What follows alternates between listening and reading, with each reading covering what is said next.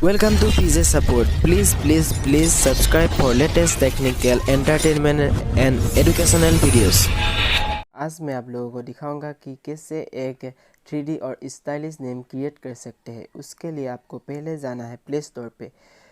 उसके बाद pixel lab नाम का एक एप्लीकेशन है, उसे आप लोगों को डाउनलोड करना है।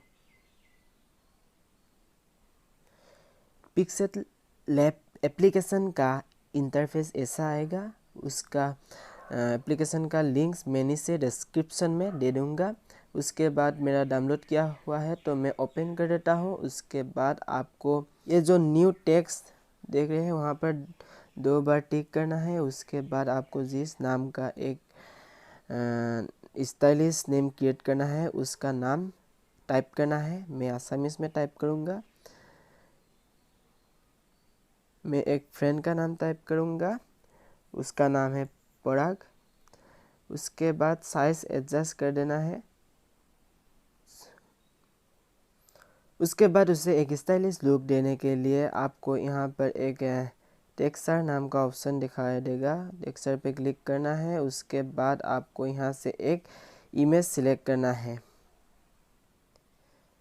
मैं यहाँ से ये बटरफ्लाई वाला इमेज सिलेक्ट कर लेता हूँ। उसके बाद क्लिक कर देना है। उसके बाद ये जो टिक का बटन है वहाँ पर क्लिक कर देना है।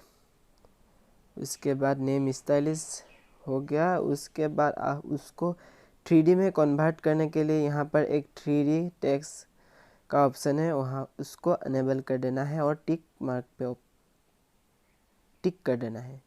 उसके बाद आपको इसके लिए एक बैकग्राउंड सिलेक्ट करना है। उसके लिए आपको यहाँ पर जो कॉपी वाला ऑप्शन है यहाँ पर क्लिक करना है। उसके बाद आपको फ्रॉम गैलरी पे क्लिक करना है। उसके बाद आपको गैलरी से एक अच्छा वाला बैकग्राउंड वाला फ़ोटो सिलेक्ट कर दीजिए।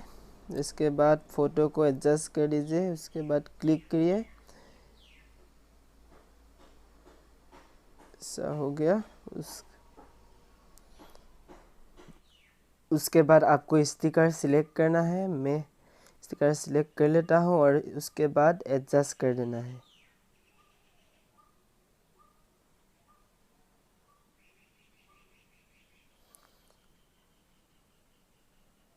उसके बाद टिक मार्क पे क्लिक कर देना है।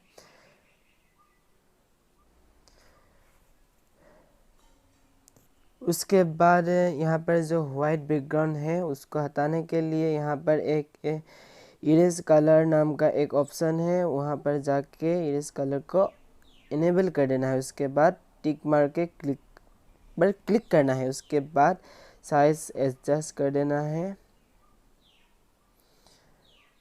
और फिर से आपको स्टिकर डालना है तो फिर से सिलेक्ट कर लेना है।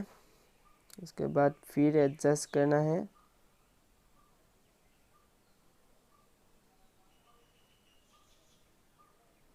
उसके बाद इसको छोटा कर देना है।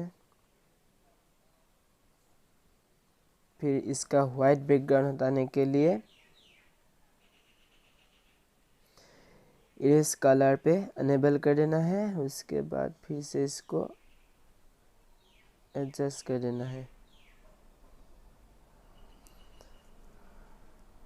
उसके बाद आपको और स्टिकर डालना है तो आप डाल सकते हैं। उसके लिए आपको फिर से इंपोर्ट पे जाना पड़ेगा।